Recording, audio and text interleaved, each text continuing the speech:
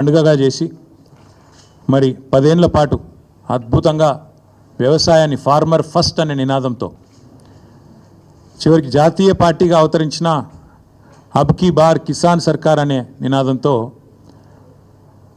రైతు కేంద్ర బిందువుగా ప్రభుత్వాన్ని ఎవరు నడిపినో అందరికీ తెలుసు. తెలంగాణలో ఏ పంటను అడిగినా, ఏ పైరుని అడిగినా, ఏ రైతుని అడిగినా, ఆ రైతు పక్కనే ఉండే ఎద్దుని అడిగినా స్పష్టంగా చెప్తుంది వ్యవసాయాన్ని పండుగగా చేసింది ఎవరు అంటే. కాకపోతే జగమెరిగిన సత్యాన్ని అర్థం చేసుకోలేని వాడిని చవట అంటారు, నిజం తెలిసినా కూడా ఒప్పుకోనని రేవంత్ రెడ్డి అంటారు. అట్లా అయిపోయింది వాళ్ళ పరిస్థితి. అన్నీ తెలుసు, తెలియదని కాదు, తెలివి తక్కువ అని కాదు, లేదా అర్థం కాదని కాదు, తెలిసి తెలియనట్టు కనబడేదాన్ని చూస్తూ చూడనట్టు నటించేవాడిని రేవంత్ రెడ్డి అనక తప్పదు. నిజానికి చెప్పాలంటే ఇందులో చర్చించుకోవడానికి కానీ ఛాలెంజ్లు విసురుకోవడానికి కానీ పెద్దగా ఏం లేదు. కానీ ముఖ్యమంత్రి గారు ముచ్చట పడుతున్నారు. నిన్న రంకెలు వేసినారు. రొటీన్గా ఆయన పాపం సభ పెట్టినాడు అంటే 4 బూతులు, 5 ఛాలెంజ్లు, 6 తొడలుగొట్టే డైలాగులు, 2 గుడ్డలు ఊడదీస్తా అని 2 మళ్ళీ భాషణాలు, వాగ్భూషణాలు. ఈ టైప్లో షరామామూలుగా గత 18 నెలలుగా టైంపాస్ కార్యక్రమం ఏదైతే నడుస్తుందో ముఖ్యమంత్రి ముచ్చటపడుతుండు. కాబట్టి ఇప్పుడైనా ఎప్పుడైనా ఎక్కడైనా మేము రెడీ చర్చకు. నిన్న ముఖ్యమంత్రి గారు పేరు తీసుకొని మరీ పిలిచిండు. కేసీఆర్ వస్తాడా, కేటీఆర్ వస్తాడా, రండి అన్నాడు. నీకు కేసీఆర్ అంత లేదు కానీ మేము చాలు నీకు, వస్తాం, మీరు ఎక్కడ పెడతారో పెట్టండి, వస్తాం. కాకపోతే మేమంటే ఎప్పటికప్పుడు రెడీగా ఉంటాం. ఎందుకంటే ఇలా 10 ఏళ్ళు మునిగి తేలిన వాళ్ళం కాబట్టి మేము ఎప్పుడు రెడీ. కాకపోతే మీకు కొద్దిగా ప్రిపరేషన్ టైం కావాలి, మాకు తెలుసు. ఎందుకంటే మీ మంత్రులు గతంలో కూడా మేము శాసనసభలో మీరు ప్రతిపక్షంలో ఉన్నప్పుడు కూడా చర్చ పెడతామంటే మేము ప్రిపేర్ అయ్యి రాలేదండి అంటారు. ముఖ్యమంత్రి గారు అయితే ఆయనకు తెలుసు మీకు పాపం బూతులు తిట్టడమేమో ఈజీ, చాలా ఈజీ కదా. బూతులు మాట్లాడడము, డైలాగులు కొట్టడం, గుడ్డలు ఉడదీస్తా అనడము, గుడ్డలు ఉడదీస్తేనే ఇందిరమ్మ గొప్పతనం తెలుస్తుంది అనడము, ఇవన్నీ చాలా ఈజీ. కానీ ముఖ్యమంత్రి గారికి నేను ఎందుకు 72 గంటలు టైం అంటున్నా అంటే, మళ్ళీ మీరు అక్కడికి చర్చకు వచ్చి బేసిన్లు బెండకాయలు అని చెప్పి ఆయనతో ఉన్న పరువు తీసుకుంటే తెలంగాణ ముఖ్యమంత్రి పరువు పోతుంది. ఇప్పటికే మీరు ఎంత సిగ్గుమాలిన వ్యక్తో ఇప్పటికే అందరికి అర్థమైపోయింది. ఎవడన్నా అడుగుతాడండి ముఖ్యమంత్రి దేవాదుల గోదావరి బేసిన్లు ఉన్నదా అని అడిగే పరిస్థితి ముఖ్యమంత్రిది. బేసిన్ తెలియదు, బెండకాయ తెలియదు. దాంతోపాటు ఇంకా దరిద్రం ఏంటంటే నల్లమల పులి అని చెప్పుకుంటాడు. నల్లమల తెలంగాణలోనే ఉంది కదా అని అడుగుతాడు మీటింగ్లో. అంటే ఇంత నికృష్టమైన వ్యక్తి కాబట్టే కొద్దిగా ప్రిపేర్ అయ్యేందుకు టైం వారికి 72 గంటల సమయం ఇస్తా ఉన్నాం. లేదు ముఖ్యమంత్రి గారు కనుక ముచ్చటపడి లేలే మా సొంత ఊరికే రండి కొండారెడ్డిపల్లి కంటే అక్కడికైనా వస్తాం, లేదు మా సొంత నియోజకవర్గం కొడంగల్లో పెడతాను నేను అంటే నీ ఇష్టం, అక్కడైనా పెట్టు. లేదు మా నాయకుడు కేసీఆర్ గారి సొంత ఊరు చింతమడకకు వస్తావా, అక్కడ రెడీగా ఉంటాం. లేదు మా నాయకుడు కేసీఆర్ గారి నియోజకవర్గం గజ్వేలు, అక్కడికి వస్తావా, నీ ఇష్టం. ఊరు నీ ఇష్టం, ప్లేస్ నీ ఇష్టం, సమయం డేటు అన్నీ నీ ఇష్టం. నేను రెడీ. మా పార్టీ తరపున నీ సవాల్ను స్వీకరిస్తూ ఉన్నాం. ఇందులో ముఖ్యమంత్రి గారి తరపున మరి ముఖ్యమంత్రి గారు ఇచ్చిన సవాల్ను పార్టీ తరపున నేను స్వీకరిస్తూ ఉన్నా. వాస్తవాలు చెప్పాలి అంటే దశాబ్దాలుగా దగాబడ్డ తెలంగాణను కేసీఆర్ గారి నాయకత్వంలో ముఖ్యంగా వ్యవసాయము, సాగునీటి రంగంలో ఎట్లాంటి విప్లవం సృష్టించినామో ప్రజలందరికీ ఇప్పటికే వారి అవగాహనలో ఉంది, వారి అవగతంలో ఉంది, వారి అనుభవంలో ఉంది. అయినప్పటికీ కొన్ని విషయాలు గుర్తు చేయాల్సిన బాధ్యత మా మీద ఉన్నది. ఆనాడు సమైక్య రాష్ట్రంలో తెలంగాణను నీళ్ళు ఇవ్వక ఎండబెట్టినారు కాబట్టే, కరెంట్ ఇవ్వక కాల్చక తిన్నారు కాబట్టే తెలంగాణ ఉద్యమం పుట్టింది. నీళ్లు, నిధులు, నియామకాలు అనే ఒక నినాదంతో ఆనాడు మేము ఉద్యమాన్ని నడిపాం. ఈరోజు ముఖ్యమంత్రి గారు కూడా అదే నినాదంతో పనిచేస్తున్నారు.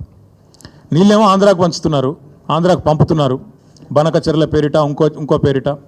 నిధులేమో ఢిల్లీకి పంపుతున్నారు. ఇక నియామకాలు మీకు తెలుసు, ఆయన అనుయాయులకు, ఆయన తొత్తులకు కొంతమందికి నియామకాలు మాత్రం ఇచ్చుకొని బ్రహ్మాండంగా వాళ్ళతో తెల్లారలేస్తే మమ్మల్ని తిట్టించే కార్యక్రమం మాత్రం చేస్తూ ఉన్నాడు. వాస్తవం ఏంటి అంటే స్వతంత్ర భారతదేశ చరిత్రలో 78 ఏళ్ళ భారతదేశ స్వాతంత్రానంతరం ఏ ప్రభుత్వము కూడా కేసీఆర్ గారి ప్రభుత్వం చేసినంతగా రైతులకు ఎన్నడూ సాహసోపేతమైన కార్యక్రమాలు తీసుకోలేదు అనేది అక్షర సత్యం. రైతు బంధు అనే ఒక విప్లవాత్మకమైన పథకం. ఇది ఇక్కడ అక్కడ కాదు. మొన్న నేను ఆక్స్ఫర్డ్ యూనివర్సిటీకి పోయినా, అక్కడ నేను చెప్తుంటే వాళ్ళే పరిశాన్ అవుతున్నారు. దాదాపు $9 బిలియన్ 70 లక్షల మంది రైతుల ఖాతాల్లో 11 విడతలుగా వేసినాము. Direct benefit transfer farm input program called Rythu Bandhu అని చెప్తుంటే ఆక్స్ఫర్డ్లోని అధ్యాపకులు, ఆక్స్ఫర్డ్లోని అక్కడి విద్యార్థులు కూడా ఇది నిజమేనా అన్నట్టు అబ్బురపడి చూస్తూ ఉన్నారు. తెలంగాణ నేల మీద రైతు రాజ్యం తెచ్చిందే కేసీఆర్ గారు. భారతదేశంలోనే మొట్టమొదటిసారిగా అన్ని రంగాలకు 24 గంటల ఉచిత విద్యుత్తు, 24 గంటల విద్యుత్తు, అందులో ఉచిత విద్యుత్తు రైతులకు ఇచ్చిన మొట్టమొదటి రాష్ట్రం తెలంగాణ, మొట్టమొదటి ముఖ్యమంత్రి భారతదేశ స్వాతంత్రానంతరం కేసీఆర్ గారు మాత్రమే.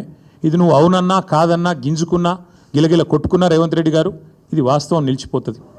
ఇందిరమ్మ రాజ్యం అన్నావు. ఇందిరమ్మ గొప్పతనం తెలవాలంటే గుడ్డలు కూడా తీసుకొట్టాలన్నావు. ఇందిరమ్మ గొప్పతనం ఏంది, ఇందిరమ్మ రాజ్యం గొప్పతనం ఏంది నీది అంటే కాలిపోయిన మోటార్లు, పేలిపోయిన ట్రాన్స్ఫార్మర్లు, ఎరువుల కోసం, విత్తనాల కోసం లైన్లలో మళ్ళా చెప్పులు. నువ్వే చెప్పినావు, నీ పార్టీ చెప్పింది, మాకు ఓటేయండి, మార్పు తెస్తాం, ఆనాటి రోజులు తెస్తాం అన్నావు. నిజంగానే తెచ్చినావు. ఇవాళ ఎరువుల కోసం, విత్తనాల కోసం ఇవాళ రాష్ట్ర వ్యాప్తంగా నీ చేతగాని ప్రభుత్వం, నీ అసమర్థ ప్రభుత్వం రైతులను కాల్చుక తింటున్న మాట వాస్తవం కాదా?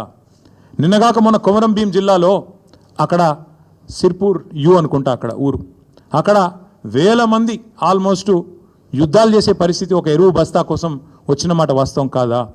ఇలా ప్రతి మండలంలో రైతులు ఎరువుల కోసం, యూరియా కోసం ధర్నాలు చేసే పరిస్థితి వచ్చిన మాట వాస్తవం కాదా?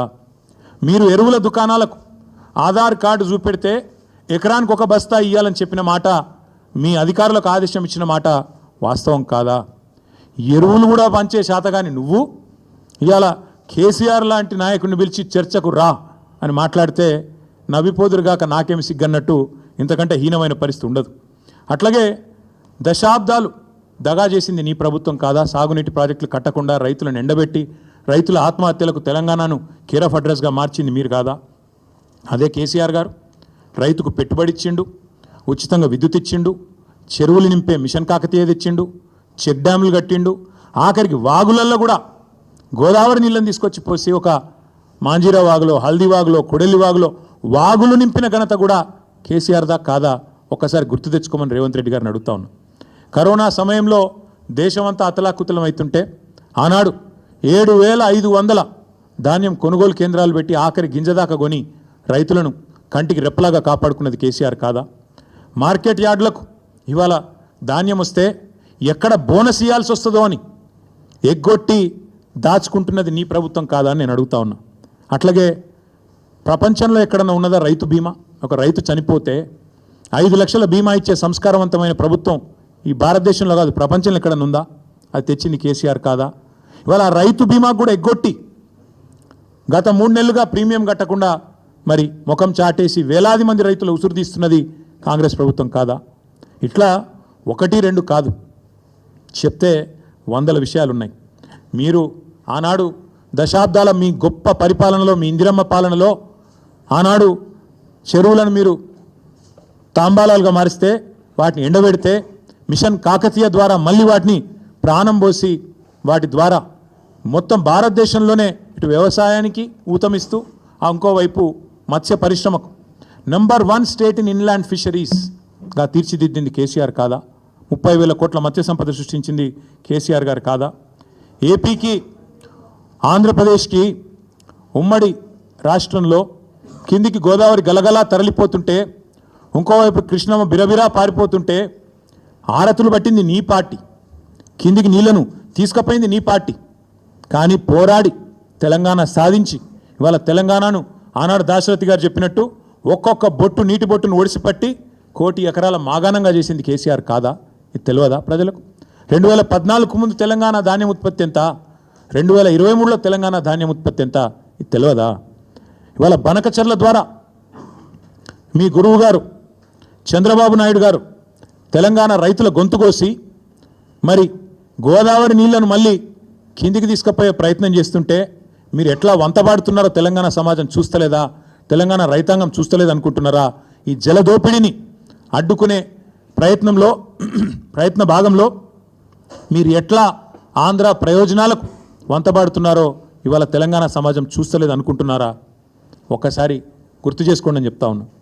ఆనాడు వలసల జిల్లాగా పేరుపడ్డ పాలమూరును దత్తత పేరిట దగా చేసిందెవరో, దక్షిణ తెలంగాణకు ప్రాణాధారమైన పాలమూరు రంగారెడ్డి ఎత్తిపోతల పథకాన్ని మేము దాదాపు 85-90% పూర్తి చేస్తే ఆ 10% ఇవాళ చేయకుండా ఎండబెడుతున్నది ఎవరో ప్రజలకు తెలియదా? ఆనాడు నల్లగొండ జిల్లా, మా స్రవంతి గారు ఇక్కడే ఉన్నారు, మునుగోడు, ఆ ప్రాంతం మొత్తం ఆనాడు ఫ్లోరైడ్ బాధతో బొక్కలు పూర్తి స్థాయిలో మూలుగ చచ్చిపోయి దారుణాతి దారుణంగా తయారైతే ఆ ఫ్లోరైడ్ అనే మహమ్మారిని తరిమి కొట్టింది కేసీఆర్ పరిపాలన కాదా? అన్నదాతల ఆత్మహత్యలు ఆపింది కేసీఆర్ పరిపాలన కాదా? ఈ సెంట్రల్ గవర్నమెంట్ పార్లమెంట్లో చెప్పిన మాట వాస్తవం కాదా? ఇట్లా చెప్తూ పోతే వందలున్నాయి. చివరికి ఎంత దారుణం అంటే నల్లగొండ జిల్లాలో ఫెయిల్ అయిన బోర్లే ఇంటి పేరుగా రైతులు మార్చుకునే పరిస్థితి. బోర్ల రామరెడ్డి గారు, ఆయన ఇంటి పేరు బోర్ల రామరెడ్డి, 57 బోర్లేసి బోర్లా పడ్డ వ్యవసాయం తెలంగాణలో ఉన్నమాట వాస్తవం కాదా? ఇవాళ మీరు మాట్లాడితే దయ్యాలు వేదాలు వల్లించినట్టు నికృష్టంగా కాంగ్రెస్ గురించి, కాంగ్రెస్ యొక్క గొప్పతనం గురించి, ఇందిరమ్మ గురించి ఎమర్జెన్సీ విధించి ఆనాడు ఎంతోమందిని జైళ్లలో నూకిన ఇందిరమ్మను గుర్తు చేసుకుంటూ మళ్ళీ గుడ్డలు కూడా తీసుకొడతామంటే ఇవాళ తెలంగాణ సమాజం అట్లా చూస్తూ ఊరుకోవడానికి, నిస్తేజంగా చూడడానికి సిద్ధంగా లేదు. రేవంత్ రెడ్డి గారు, మీకు నేను స్పష్టంగా చెప్తా ఉన్నా, నీకు లెక్కలు తెలియకపోవచ్చు కానీ నేను గుర్తు చేస్తా. వాస్తవం ఏంది? 2014లో ఆనాడు కొత్త రాష్ట్రం తెలంగాణ, ఏదో అధికార మార్పిడి కాదు జరిగిందో, కొత్త రాష్ట్రం పుట్టింది. ప్రజల దయతో, పోరాటాలతో, కేసీఆర్ గారి నాయకత్వంలో తెలంగాణ రాష్ట్రాన్ని సాధించుకున్న రాష్ట్రంలో మన ఆర్థిక పరిస్థితి మనకు తెలియకపోయినా 2 దఫాల్లో 30,000 కోట్ల రుణమాఫీ చేసింది కేసీఆర్ ప్రభుత్వం కాదా? ఆనాడు కరోనా వచ్చినా, పెద్ద నోట్ల రద్దు లాంటి సమస్యలు వచ్చినా, కొత్త రాష్ట్రానికి మోడీ గారు ఎన్నో రకాలుగా ఇబ్బందులు పెట్టే ప్రయత్నం చేసినా అన్నీ తట్టుకొని 30,000 కోట్లు రుణమాఫీ చేసింది కేసీఆర్ ప్రభుత్వం కాదా? అట్లాగే ఇక సాగునీటి ప్రాజెక్టులు, వాటిని సస్యశ్యామలం చేయడం, నేను మళ్ళీ చెప్తా ఉన్నా, మీరే కదా ఏందది రైతు డిక్లరేషన్, మీ రాహుల్ గాంధీ వరంగల్కి వచ్చి ఇన్ని మాటలు చెప్పిండు. ఒక్కటని అమలైందా? ఇంట్లో ఒకటేసారి రుణమాఫీ అన్నారు. 50,000 కోట్ల రుణమాఫీని 12,000 కోట్లకు కుదించి చేతులు దులుపుకున్నారు, అవతల పడ్డారు, అయిపోయింది అంటున్నారు. 12,000 కోట్లు దాటలు ఇంకా ఈరోజు కూడా. మళ్ళీ మాట్లాడితే సిగ్గు లేకుండా 21,000 కోట్లు అని చెప్తారు. మీకు ఇదివరకు కూడా చెప్పినా, మళ్ళీ కూడా చెప్తా ఉన్నా, ఇందులో ఒక్కటని అమలైందా? ఒక్కటంటే ఒక్కటి అయినా సిగ్గు లేకుండా మాట్లాడతారు. అట్లాగే ఎన్నో చేశాం, మీకు చెప్తే చాలా ఉన్నాయి.